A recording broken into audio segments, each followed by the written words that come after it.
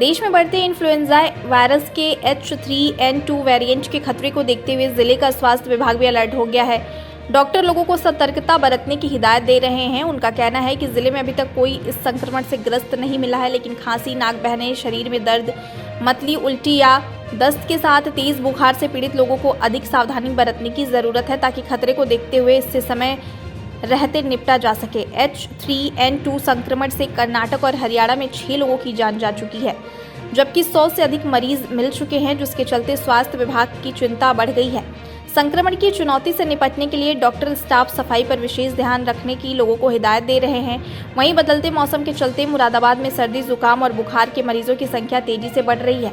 रोजाना जिला अस्पताल में बड़ी संख्या में जुकाम और बुखार के मरीज आ रहे हैं। डिप्टी सीएमओ डॉक्टर संजीव बेलीवाल ने बताया कि हर साल इस समय इन्फ्लुएंजा की आशंका बढ़ जाती है। ऐसे में बच्चों और बुजुर्गों को खास सावधानी बरतने की ज़रूरत है। ये एक आम वायरस है जिससे घबराने की ज़रूरत नहीं, लेकिन सावधानी ही बचाव है। उन्होंने कहा कि पहले H1N1 स्वाइन फ्लू से दुनिया भर में लोग प्रभावित हुए थे।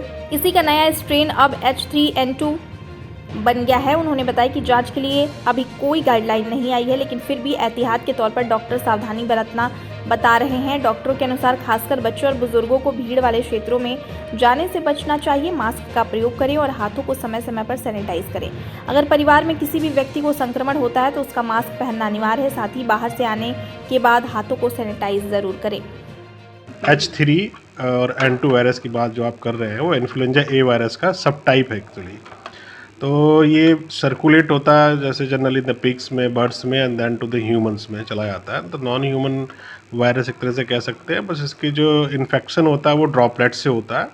तो जनरली पेशेंट्स को, जब कोई पेशेंट इन्फेक्ट होता है तो उसको लॉन्ग टाइम तक खांसी की एक संभावना है, सोर थ्रोट उसको रह सकता है, फीवर उसको आ सकती है, बॉडी में थकान हो सकती है, रनिंग नोज़ एक उसमें हो सकता है ना। ये सारी चीज़ें नॉर्मल इन्फ्लुएंजा की तरह ही इसमें भी सिम्टम्स होते हैं। अच्छा, इससे बचाव के क्या उपाय हो सकते हैं? देखिए, सबसे इम्पॉर्टेंट चीज़ है कि अभी हम लोगों की एक प्रैक्टिकल हम लोगों ने ऑलरेडी किया ही है कोविड में, जैसे द मास यूज़, जो हमने मास यूजेस का जो प्रयोग किया है। तो जनरली आज की डेट में भी हम इसको छोड़ना नहीं चाहिए। जहाँ भी हम भीड़ भाड़ की एरिया में अगर जाते हैं तो हमें मास्क इसको लगा लेनी चाहिए। और साथ ही जैसे भी आपको इन्फेक्शन की कोई समस्या लगती है, बुखार या फीवर, तो आप एक पढ़े लिखे चिकित्सक से उसमें परामर्श लीजिए और उसके गाइडलाइन के अकॉर्डिंग अपना ट्रीटमेंट कराइए। देखिए, सिम्टोमेटिक ट्रीटमेंट इसका होता है और जनरली इस प्रकार के वायरस, जो वायरल फीवर जिसे हम बोलते हैं, वायरल इन्फेक्शन बोलते हैं, वो जनरली 1 वीक के अंदर सही हो जाता है। लेकिन अगर ये H3N2 अगर इससे कंफर्म होता है तो थोड़ा सा लॉन्ग टाइम प्रॉब्लमेटिक है, बट मोर्टेलिटी बहुत ही मिनिमम है इसमें। तो इसलिए किसी को भी घबराने की ज़रूरत नहीं है और सभी मेडिसिन भी हमारे डिस्ट्रिक्ट लेवल्स पे अवेलेबल है। जानलेवा नहीं है। जानलेवा नहीं है इसमें।